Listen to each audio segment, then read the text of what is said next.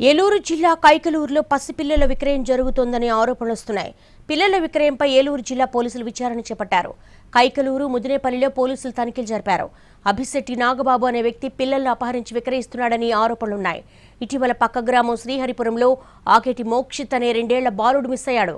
50 రోజులైన బాలుడి ఆచూకీ దొరకలేదు. బాలు నమ్మేసుంటారని పోలీసులు అనుమానిస్తున్నారు.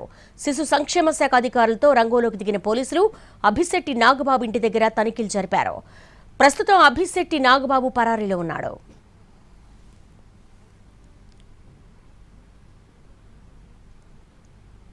ఏలూరు జిల్లా కైకలూరులో పసిపిల్లల విక్రయం జరుగుతోందన్న ఆరోపణలు వస్తున్నాయి.